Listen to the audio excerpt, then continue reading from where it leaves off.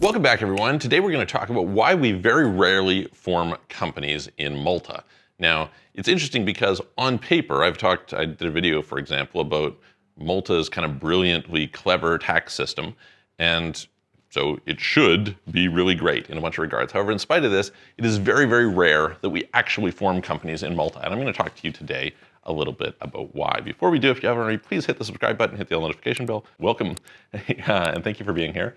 If it is your first time here, I am Michael from Offshore Citizen. We're some of the foremost international tax and relocation specialists in the world. We help people figure out how to optimize their global tax structure, as well as figure out where to relocate if they want to do that, do international banking, investing, asset protection, plan Bs, get citizenships, all that kind of thing. If you're interested in any of that stuff, please reach out to us. You can book a call with me, calendly.com/Michael-Rosmer, link in the description below, or send a message through offshorecitizen.net. Okay, so Malta. For those who aren't familiar, Malta is a Schengen EU country close to Italy. I did some videos from there, whatever it was, 2 years ago or something. They've got a really cool tax system where they have this refund system. I don't know how, it's cool in the sense that on the surface it looks high tax, it's 35% tax rate, but then depending on certain circumstances you get this refund, which in most cases is set up to be a 30 of that 35%, so you end up having an effective tax rate of 5%, and that's pretty useful. They have a fairly decent array of tax treaties because they're an EU country. They get to benefit from the parent subsidiary directive. There's some weird little quirks around how you can have a resident but not domiciled company and domiciled not resident country, this sort of thing. So there's some weird little things you can play around with in their tax rules. For quite a long time, they didn't have CFC rules as part of the anti-tax avoidance directive. Now everybody in the EU has CFC rules, but there's kind of some stuff where people can more or less avoid that. They don't pay taxes on dividends into these companies, so it's a great place as a holding company, jurisdiction, etc. So on surface, it seems good. They were some of the first ones to move forward with crypto regulations, and so that was happening. They basically didn't get any success in that. And so the question becomes, well, Michael, if this place is so good, why don't we have lots of companies there? And the answer is mainly just due to bureaucracy.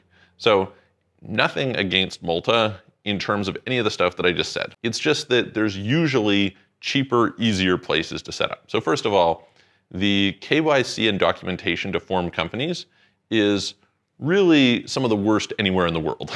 Normally, if you think about it, what is a company? A company is basically a line on a ledger. That's basically what it is.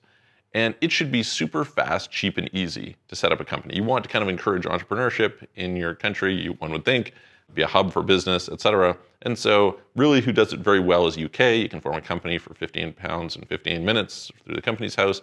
Very straightforward. You can kind of look at, Georgia, once you're within their system, is very good. Estonia, once you're in their system, is very good. Then you kind of start progressively moving out from there. Places like Canada, the US are decent. You can form a company for a few $100 in, a day to a week. Okay, these are reasonable options. And then you start getting to places like Malta where you're pretty much talking about at least a month to set up a company. And not because of the company formation process takes so long, but because all of the BS you have to go through in order to be allowed to form a company, it takes a long time. And so that's a pain. In general, Malta is a very bureaucratic place. It's not well set up in that regard.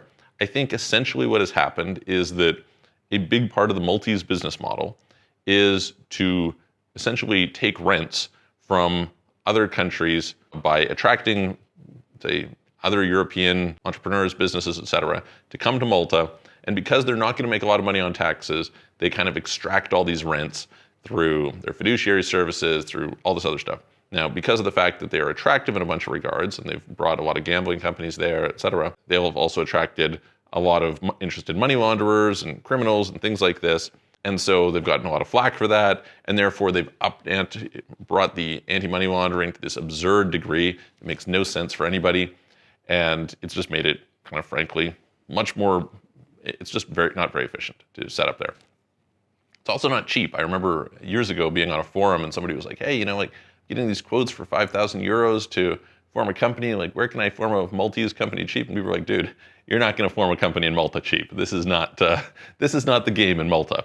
And so, yeah, it's not inexpensive. This tax refund system, which in some respects is pretty brilliant because it tends to work around the way that a lot of rules in a bunch of countries are structured. Although that is true, you do have to go through this process of like, okay, let me pay this tax, then like, let me get this refund, and there can be a delay. And so you need to have the cash available, and that ties up the cash. And like, so, just from like an ease and efficiency of all this stuff happening, it can just be less attractive than a lot of places in the world. And that's an issue. The next is banking, okay?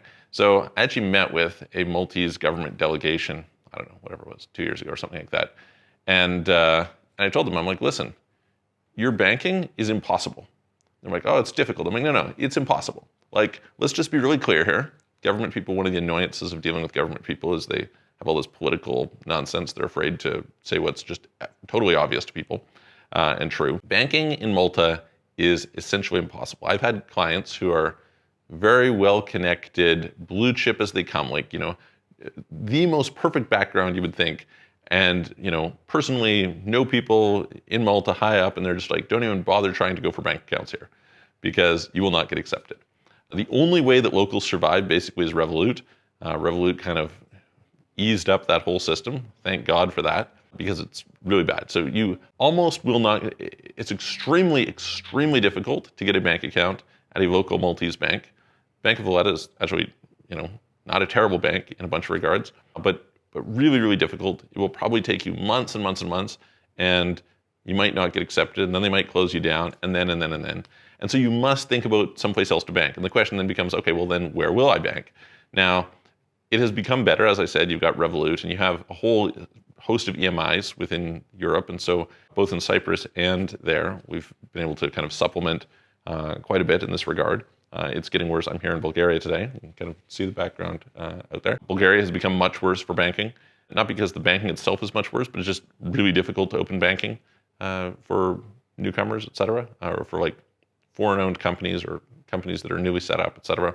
And so, it's needing to be supplemented with some of this foreign banking. So can it be done? Yes, it can. If you have large amounts of money, it's not nearly such an issue.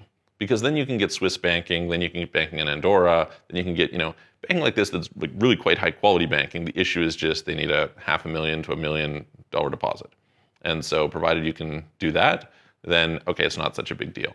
But if you're somebody who's trying to set up an efficient, let's say you're moving to Portugal and you're like, okay, Malta's not a blacklisted country, so that's cool, it's low tax, that's cool, it's EU, that has some carve-outs in terms of the way it works for the CFC rules, that's cool. Great, there's no limits on how much the income can go up, unlike, say, someplace like Romania. So, all right, like there's some things I can do here. Let me consider Malta. Well, the issue becomes it's going to be pretty expensive. And, so unless you've got a sufficiently sizable operation, probably not the best way to go. There are also some like weird little rules around interest that take place in Malta. So you can kind of get into that. But anyway, it's someplace that I think for the right person is extremely useful. For example, they have a tax treaty with the US. Very good, very useful, because most places that have a tax treaty with the US are not low tax, whereas Malta is. So, okay, that gives you a lot of mileage. There's a bunch of reasons to use Malta, and yet, in spite of this, we rarely use it. And so I think it's mainly a function of scale and the type of business that you're operating. If you're in those right types of businesses, and you can afford to kind of go through the lengthy bureaucracy, annual financials, et cetera, can be, more like the annual maintenance on companies there, because you do this dual layer company structure that increases your maintenance cost, et cetera. Again, if you have scale, it's not that big a deal. If you don't have scale, then this is not the place for you. So anyway, I will cover in the future some more countries and why yes, why no, but keep Malta on your radar if you're in certain circumstances, but for most people, probably not the best option. Let me know if you have any questions, put them in the comments below. I will see you on the next video.